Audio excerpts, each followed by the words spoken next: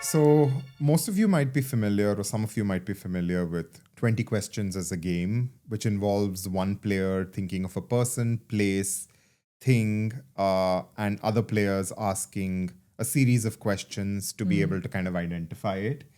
For this edition, we've decided to kind of put a spin on it, and we're playing 20 questions if we get through 20, which is basically the people management edition. We have a series of questions, some serious, some fun, some educational, some not, that we'll go around this table posing. And anyone who feels like they have some really eloquent and interesting answers to provide, jump in, share your thoughts, and Okay, we'll move I'm to the next excited. one. Yes, very. And hopefully along the way, we'll make up more questions because I have 11 of the 20 on my list. And am I right to say that there are no right answers? There are always right answers, Oh, Rajita. goodness. You're going to be judging me. It just depends whose perspective that is from. Absolutely. Okay. All right. Let's maybe start with an easy one to kind of warm us up. What are some adjectives to describe your ideal people manager? Nurturing. Trusting. Not a bot. Not a bot. It's I would challenge you that in 5 years' time. Let's see. Manager bot. I hopefully won't be managing in 5 years' time. no, but we can talk about managers. So We can, yeah. Yeah. Trusting. I think trusting is a big word. Secure. One of those that word really stands out for me. Secure manager, a secure person. Empathy. Yeah. Any others, Christina? It's not really secure, but I do think confidence in a manager. Because if my manager is not confident, I can't.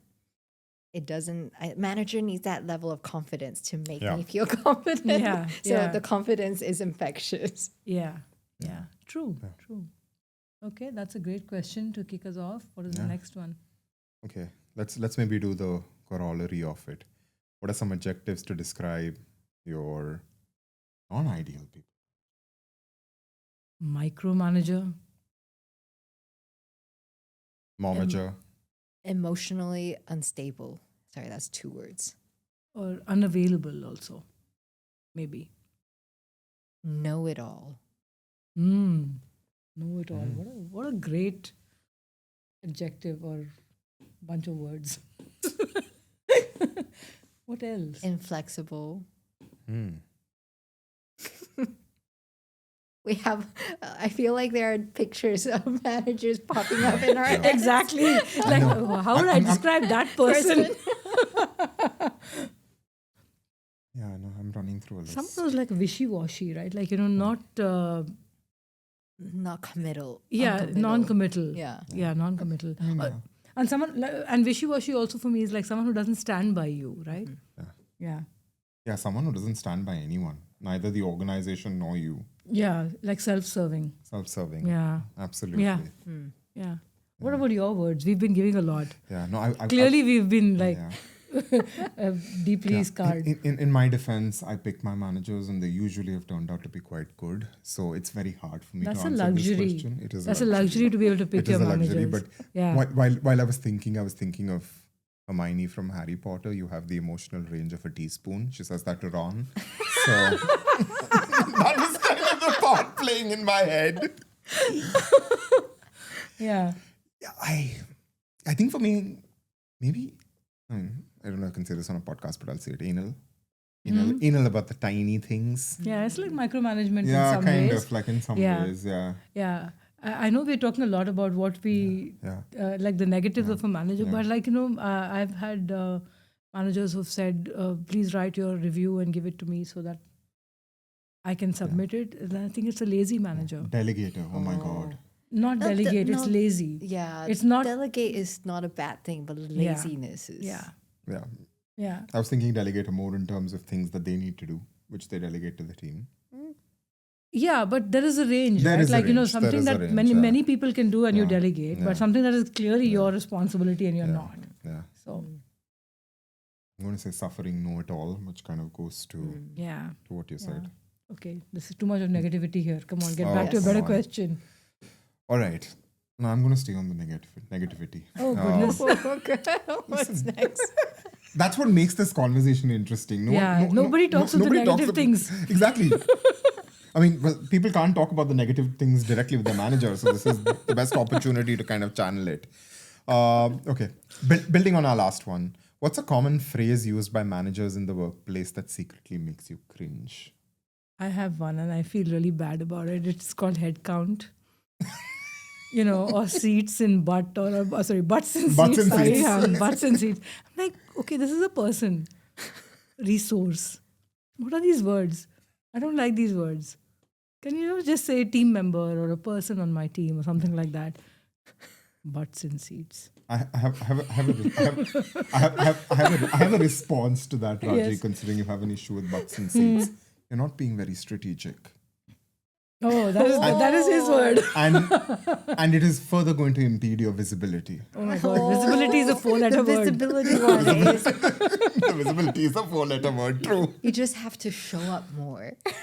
Yeah. Like, but I'm already here. How do I show up more?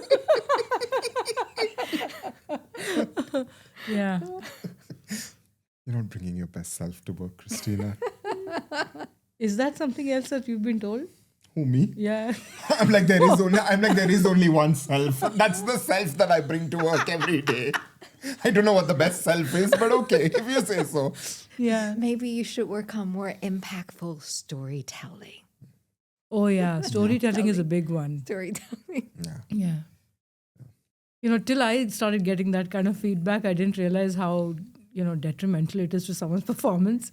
And then I said, okay, I'm not going to repeat this with my team.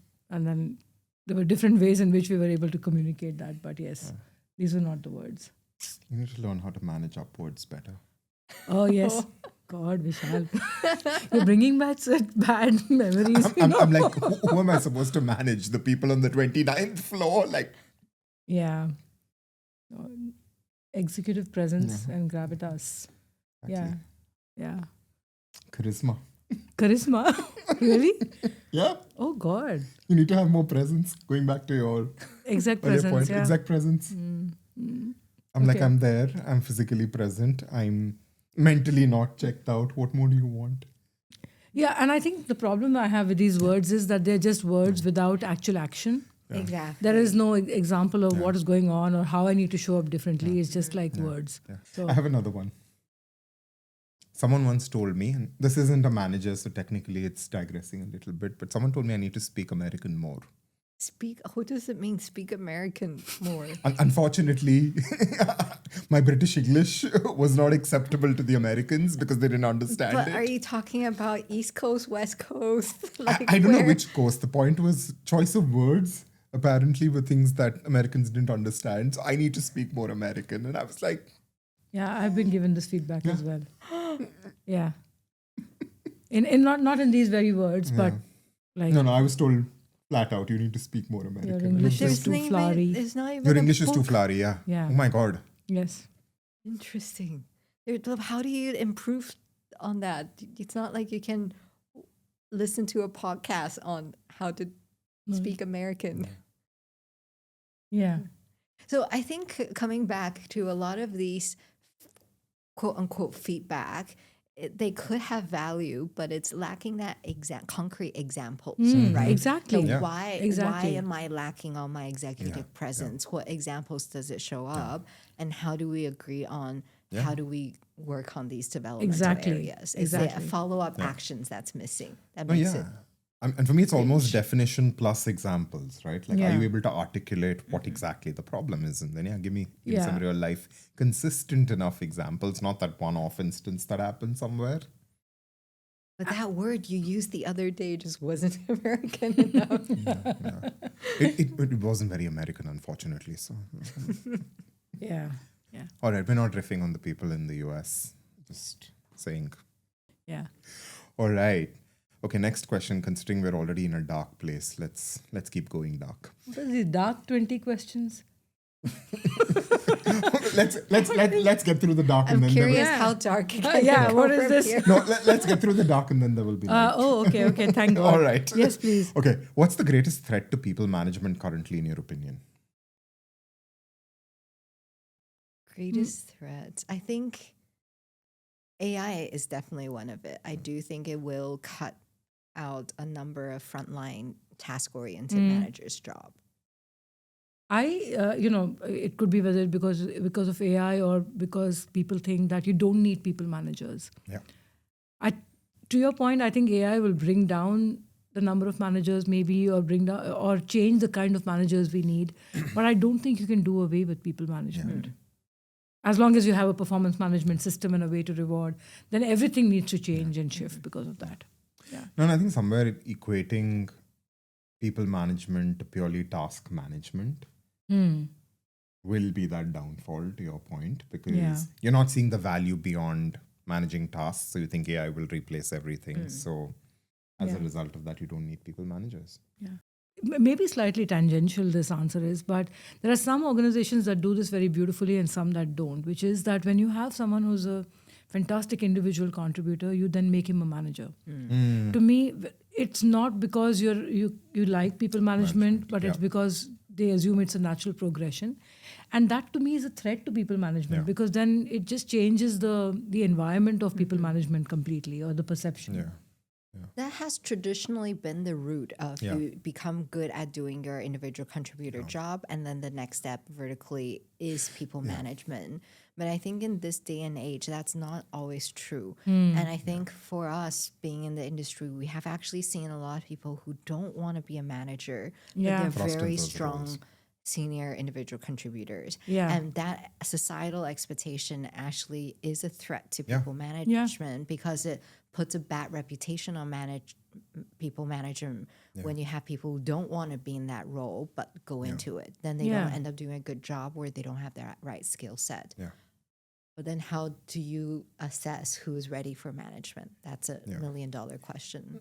And it's a really good career conversation to have with somebody to say, what do you know what it entails, and then are you still willing to become a people manager? Because it's a completely different skill set, which is not related to your expertise and knowledge of a subject. So I think the other way to kind of look at that also is, I mean, sometimes it's good to have that pathway, but maybe it's an assessment of what people management roles within the organization have more room for someone to learn and grow if they're willing, and where is it that you actually need someone seasoned coming in right off the bat, as opposed to promoting someone who possibly hasn't managed anything more than a plant in their life. So plant. Hey, plants are hard to manage. They are hard to manage. Yeah, exactly. That's the ultimate test, right? If you can manage a plant, you can manage a human. Plants don't talk. Or talk back. Whichever that is. All right. Okay, just maybe we give them the Venus flytrap or something like that. That would be a true test. We will move now into lighter territory. Okay. Oh my God. I know. Okay. Let's see if you have an answer to this one. What fictional character comes closest to your ideal manager? Do you want to go first? I can only think of the fictional characters I don't want to be my manager. Maybe let's start with the negative side. Exactly. Clearly. The eternal pessimist. Well, I definitely don't want Spider-Man to be my manager. Why? I feel like, why are you hiding under the mask? Just be yourself, right? Be authentic. But I never thought of that. I mean, I was like, my God, flexibility, agility here, Spider-Man. I think the only person who would disagree with you is Mary Jane. But who would I want to be my manager? It's a tough question. It's a very tough question. Yeah. I'm like, do we have any? I'm like literally visualizing red flags versus green flags now. I'm trying to lean on like TV characters and all that, but I can't think of anyone. Really, I'll have to go back and look at all my TV series in a different light now. Would this person make a good manager? Nope. No, right? So isn't that interesting? That reflects on our pop culture. How come majority of the characters actually don't role model Actually, leadership. my answer to this was going to be that. So, Christina, just for context, I wanted to write a book on people management, and I asked a friend, "Hey, will you help me write this book on people management?" And she changed her mind. She said, "I think we should not write on management. We should write fiction." So, when I was narrating the story to Vishal, his first response was, "Good people management is fiction." So, And that's a fact. yeah, and that's a fact. They do exist. That's Of why course we they do. They're on this side of the table. Hello. They exist and they don't exist in fiction. I think that's the answer to your question. So there is no fictional character that will be like a good people manager. I was thinking of sitcom characters. I just went through the entire set of Friends, and the first thought that came to my head was Joey going, "How you doing?" Gosh, that's so crazy. I'm sure these waves are passing on you because I was thinking of Chandler, and then I thought of that episode where he falls asleep in a meeting. And I'm like, oh my God, my manager falling asleep. Yeah, and signs up to move across the country Yeah, or yeah. get signed up. No, Yeah. so I think there is no one in fiction I would report to. Yeah. All right. Okay, what else do we have? Okay, this could be a good follow-up to it. If your team was a sitcom, what would it be called, and what's the running gag? What would a running gag be? Like, Plotline. like a plot line.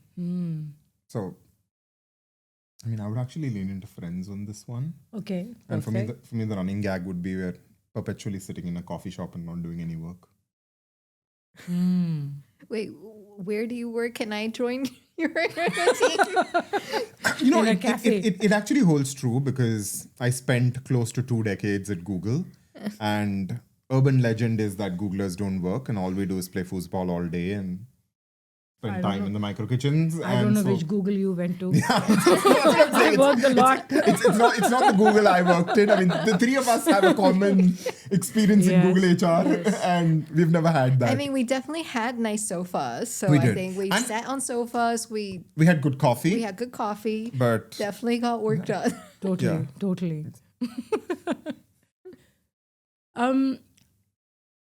I was just thinking that it would be like a good version of The Office. And I'll tell you why. There was a time in my career where we had some of the best challenges that we worked on together as a team, and we solved, and it was the best time of that team, I think. And Christina, you were part of the team at that point in time. We changed things, we shifted perspectives, we were the most productive, and we were doing, in my opinion, I was doing the best work of my life at that point in time. The people were great, and we had so much of fun. Gosh, I can't remember a day where I didn't laugh that much. It was so good. And I think it would be a version of The Office, but with a lot more fun and not dark comedy. Yeah. For me, probably like a more PG-13 version of Grey's Anatomy. Ooh. So it's like Very nice. as a professional team, you're getting together and there's constantly fire that happens. Yeah. Unrealistic fire that happens every single day with True. cases that come into your ER. And then there's some drama, some hierarchy, yet you all get in and solve and like save people's lives. And minus the locker room conversations and The outside inappropriate- drama. So instead of McDreamy and McSteamy, you have McDonald's. Pretty much. But the solving people and solving people's problems. Solving people's Yeah. problem in free food. Yeah. Perfect. What about you? I mean, You're still saying Friends. I said Friends, but I was also thinking, considering, I've been on this tangent of going dark. Oh, goodness. I was thinking Game of Thrones. Oh, no. Wait, but explain. You have to elaborate. No. I was thinking of Game of Thrones. Is it PG-13? No, it's not PG-13. But I mean, hopefully it is. But what I am going to focus on is how polarizing the ending of Game of Thrones was for most audiences that watched it. Right. So just That's your plot line. that's my plot line. Oh, goodness. Conflict every day. Conflict every day. Yeah, then who sits on the throne? Correct. And I don't trust my manager. He might just show up riding a dragon. Oh, goodness. Burn the place down. Okay. Based on which side of the bed he got up. Vishal. Oh, come on. Little bit of humor. A little? I might get cancelled over this, but still, why not? All right. Okay. Okay. What's our next This one? is another one. Is work-life balance a myth or a reality for managers? I tell myself it's a reality. I think it is possible, but you have to be very intentional to make it happen. I mean, hasn't work-life balance already been ruled out as a myth? These days it's about No. work-life integration, right? Yeah. If you accept work-life integration, then there is balance. There is balance, yeah. But it also depends on who you're working with. I think, Yeah. your team really, like you said, it takes a village to do good Yeah. people management. It also takes a village to support you in that journey. Yeah. And probably the first question I would ask back is, what is the definition of work-life balance to Hmm. you? Because that means differently to me, to you. So I Yep. feel that is probably the first definition we Yeah. should clarify. So that's the question back to you. What is work-life balance? It's whatever you want it to be. Yes. And I think it's yeah, individual. There it is is no individual, yeah. approach to it. But I don't think it's a myth. It can be a reality. You'll have to work hard at making it a reality. I think it could be a reality. It may not be a constant. And I think that's probably True. one way to kind So of you have to think about it. constantly work at it as Work well. at right? it. Yeah, exactly. Yeah. And there might be periods where you don't have it and you're okay with that because by and large you do. So, Okay, good question. all right. Christina, this is going back to one of the things you said. Should managers be friends with their direct reports? So both of you know me. I don't like confrontations. I like harmony. So I want to just be friends with everybody in the world. So my first instinct is, yes, of course, I want my direct reports to be friends with me. But throughout the year, I realized that's not the role of manager. And I'm not there to make friends. I'm there to be a manager. And it means actually doing difficult conversations. And also I might not want to be friends with some of them. Like Yeah. the personality, we might get along at work, but I don't have to be friends. So I think friends or not friends, it really depends on destiny. But it should not by default that managers should be friends. So you're okay being friendly, but Yeah. friends is optional. Yeah. And it's actually a flag when someone tells me, I'm going to become a manager and I want to be friends with all of my team. I think that's already setting themselves up for failure with that expectation. Yeah. For me, I think I've had the chance to report to friends a couple of times in my career. And both times, I mean, both times I remember we sat and we had a conversation, the friend and me, that, okay, we're getting into a different kind of relationship, which is where I will be privy to your performance. I'll have to give you feedback sometimes, whatnot. How are you? Are you comfortable with that? And I think that really helped me because I did the same when I had friends reporting to me. So having that conversation, having the maturity to be able to delineate the two relationships and show up in a conversation is, like my last manager was like, okay, our one-on-ones would be with a lot of banter and chit chat and whatnot, and then she'd say, okay, I need to talk to you as a manager. Okay, so shifting gears. So literally, we would consciously make that shift and say, okay, as a manager, I want to tell you these things. And that was very helpful. So this is when you have friends becoming your managers. Can managers be friends? I think they can. Yeah. I think they can. It's a question of boundaries, like how you set the boundaries out very clearly.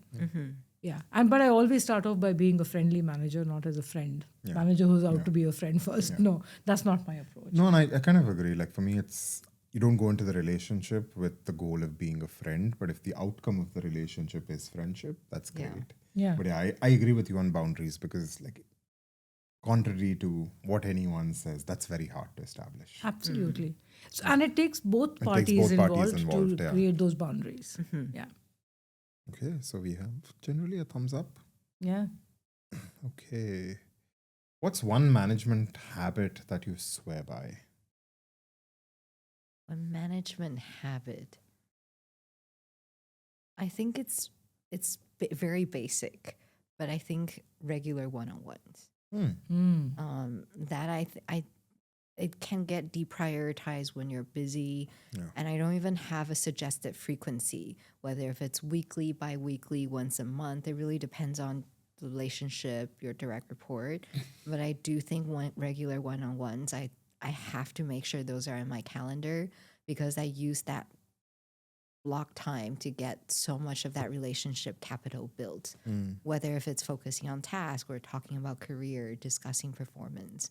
So I think that's my protected time with my team members. Yeah, I 100% agree. And, this is something I was not good at, but I really swear by this habit, which is having notes. Having in the one-on-one, like having a running document where people can ask me questions, put an agenda ahead of time. It helps in so many ways. Like, sometimes if I'm not able to meet someone, but they have an urgent question, they'll just leave it for me there and I'll answer. So I kind of feel it's an offline running one-on-one document, whereas catching up in person, then you can discuss other issues. So for me, I think that's a definite plus one on a management habit. How about you, Vishal? Mine goes back to what I said earlier: trust but verify. I think that's one I kind of hold really, really true to. And I think somewhere also it's this idea that, for me, assuming my team is ready, I would want them to front face and I would want to be in the background. Because I do have an issue with managers who want to make people management all about themselves. And your greatest success as a manager comes from your team being able to operate independently without you being there. And that's something that I've lived with through my entire life. So yeah, maybe that. All right. We're on question 10. I don't think we have any more on my document, at least, so we can figure out what else we want to ask each other. But this is an interesting one, and maybe a nice one to also bring this segment to a close if we feel like it. Do you really need to be an expert in something to manage a team that does it? My answer, no. And I quite strongly believe behind my answer, because I think at one point in your career, you're not going to know it all. Yeah. So the bigger the role you become as a manager, the more different subject matter expertise you're going to start managing. Very early on in my career, someone told me hire people who are smarter than you, right? Yep. And I do believe in that. Is as a manager, my job is not there to go deep, but my job is there to bring the team together and help them continue to grow and develop. So with that in mind, with that objective in mind, you don't need to be an expert in the topic. That's my thought. Yeah, and I think, adding to what Christina said, you can be open and transparent about it. You can make an attempt to understand and learn, get information that will help you to lead the team better. But you don't really have to be an expert. And that's what I mean. Like, if there are really strong ICs, do they make good people managers? Not necessarily, really. right? And the reverse is not true as well. A strong people manager need not be a very strong IC. Yeah. Yeah, no, I agree. I think for me, the expertise piece is slightly overrated, but what there should be there is at least a willingness to learn. Yeah. Whether that be subject matter expertise or people management. Yeah.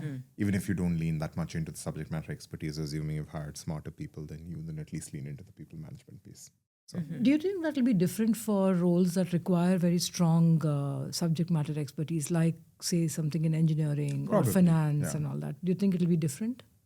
Now that you're also working for a cryptocurrency company. So I think you have to be willing to learn. Right? But and it also depends on which level of the managerial role you're in. If you're actually in a front line where you have to check the code of your team to make sure, hey, is this the right direction? Probably you do need some subject matter expertise in order to do your role well. But if you think about even as an engineering director, you might be looking after, I don't know, 10 different product areas, and you're not actually going to be able to know every single expertise that is under. So I think the higher up the chain you move, the more the expertise becomes less important, but the managerial skills becomes, or the leadership skills becomes more important. But at the end of the day, like both of you said, the curiosity to learn. You can't be talking to your team and be like, I have no idea what you do. Yeah. Right. Even if you don't, even if you're not an expert, you have to be willing to learn and pick up to a conversational level where you can figure out, okay, what is the problem? How do I go in and help them solve it? Yeah. Yeah. I agree. I mean, I have had some my toughest times have been when my manager doesn't understand the role of my team. And they're really just focused on high strategic stuff. And I'm like, okay, the day-to-day matters. Of course, they're focused on strategic stuff. Yeah. Do your favorite words. My favorite word. and building visibility for themselves. Totally. With executive presence. With executive presence. Exactly. And business acumen. I forgot to mention that. Yeah. Yeah. All right. Do you have other questions, Christina? We can ask like a round of questions for each other. So curious, from what would be one nugget of advice you give to the managers on the call? And remember, this is management for everyone. So it has to be a general enough for junior all the way to senior manager. I think for me, maybe two things. One is, and this is generic advice, given that you asked for it. I think it's a journey and it's never too late to learn. That's probably what I would say. That's very broad. Yeah, it is very broad. I thought of something really specific, and I think it's something that many people are uncomfortable with, and it is learning the art of giving feedback, whether good feedback or bad, right? Like, and I really swear by the SBI model, which is the situation behavior impact model. And I've tried that in life with friends, with people at home, and it works beautifully. And I think it forces you to reflect on what you want to tell people, and it forces you to remember that the problem is not the person, it's a situation or a behavior. And how do you bring that to the fore without hurting someone's self-esteem and self-confidence? So learning the art of giving feedback, I think, will be number one for me. Yeah, no, and I think to build on the feedback piece, and would love to hear what your thoughts are, Christina. But yeah, please don't bring it through the sandwich method. Yeah, that's the worst thing you could do for anyone. Hey, it's a mixed school of thought. Some people still swear by the sandwich I know. technique. I'm like it's something we spoke about, right? Like compassionate candor. Yeah. You can be honest, but you can be. For the audience who don't know the sandwich technique, do you want to elaborate a little bit and why you don't think sandwich is the right way? So the context with the sandwich technique is you start off with something positive, then you layer in the area for improvement, and then you reinforce with something positive. The intent is to kind of lighten the load of the negative feedback on the individual, but personally, for me, whenever I have received sandwiched feedback, it leads to a little bit of mixed messaging. I mean, I think you can be honest about a particular situation, the behavior, and the impact it had. I'd also say don't give the feedback unless it's a consistent pattern, or if you're giving the feedback on the basis of a one-off instance, articulate the fact that it was a one-off instance and why you think in that situation you wanted the individual to kind of behave differently, or what were the consequences of that particular situation, going back to the impact.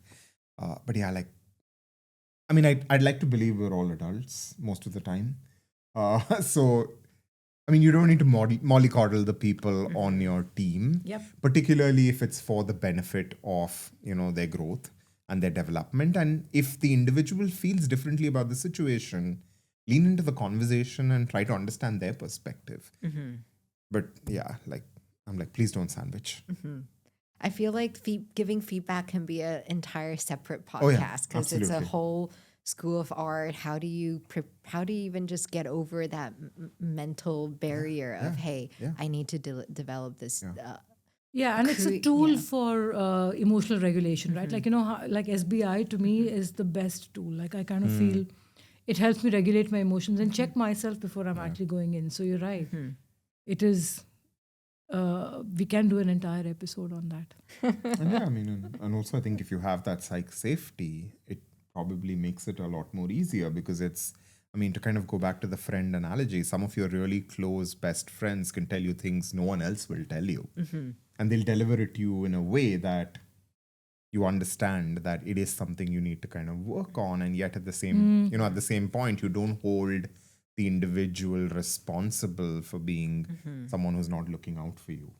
Or there isn't a negative connotation to it. Yeah, So. the stakes are very different in a work environment, right? mean, they So are. it's reputational and financial and so many other things. So it becomes even more hard. No, absolutely. But the really difficult part that you talked about is actually the psychological safety piece. A lot of organizations don't have that psychological safety, or they don't have a feedback culture Yeah. in a lot of organizations Correct. or cultures. So in the absence of all of that, and those don't get built overnight. So then like I will be in conversations with manager and say, hey, you need to deliver the feedback, but they can't because they're like, I don't know how to do it. We don't have the culture. My team, everyone's going to quit if I start doing it. So it's easier said than done. But I do feel starting somewhere, like Vishal said earlier, hey, it's never too late to start learning. Correct. But I do feel like there's always a starting point to make that, to shift that needle. On a lighter note, you can also outsource it to HR in some organizations. HR only delivers feedback, right? Please do not. Please do not do that. Or going back to AI. Or going back to AI, yeah. Because, I heard of this tool that can give you feedback on how you're presenting. So it's not very far away to give feedback. Like you go sit in a room and there's someone telling you, you could have done this better, you could have done that worse. So. Imagine the situation. As a manager, you outsource feedback to an AI bot, which is giving it to your direct report. I think giving feedback is a great way to bond with your direct Yeah, report. Exactly. I was thinking of connections. If feedback done right, like I still remember feedback that you've given me where I'm like, yeah, you're right. And like that helps reinforces and builds the trust with the manager. Yeah. No more harmony, Christina.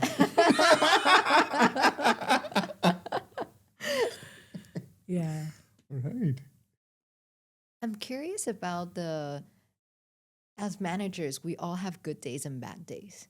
And a lot of time we talked about how stressful the job is. So how do you kind of make sure you stay motivated when the job is tough?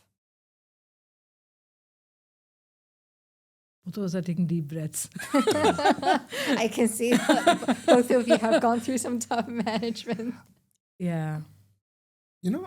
Interestingly, in my case, at least in the last, maybe I can say 7 or 8 years, my cause of stress when it came to people management has actually not originated from the team.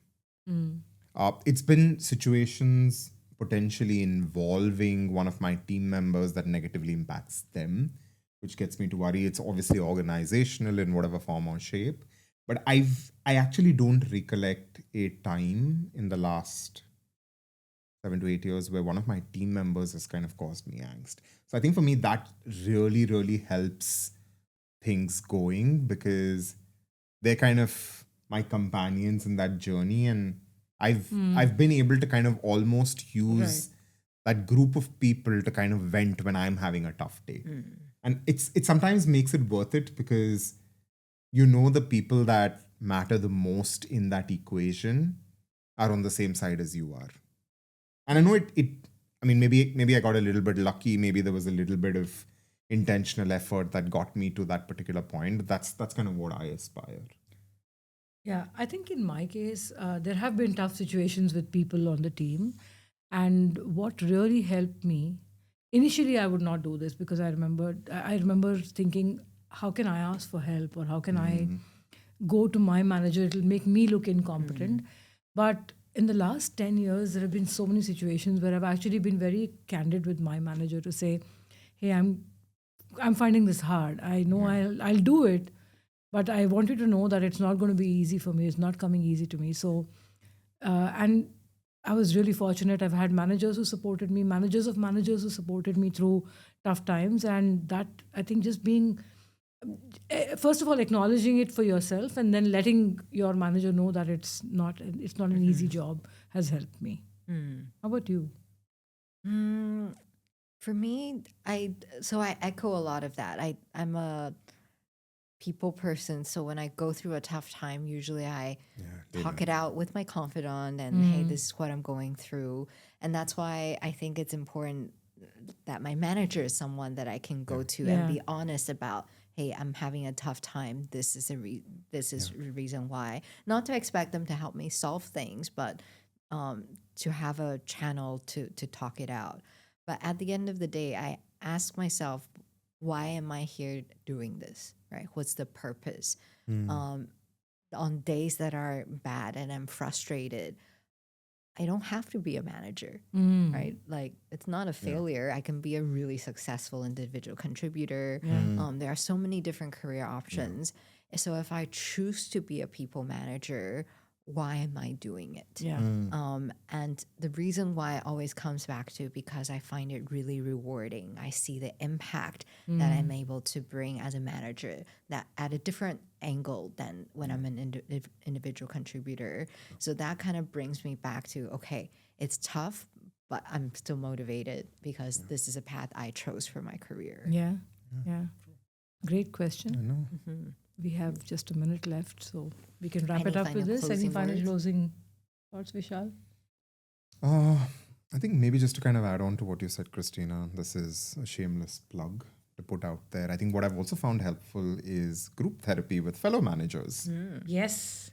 I'm like, find that work husband or work wife of yours, your work spouse. Or work friends, Or right? work like, friends, like a exactly. bunch of people who you can really talk to and thrash things out. Thrash things out, or people who are in similar sorts of situations or might have encountered similar experiences. True. I think that's really cathartic sometimes, especially on a bad day.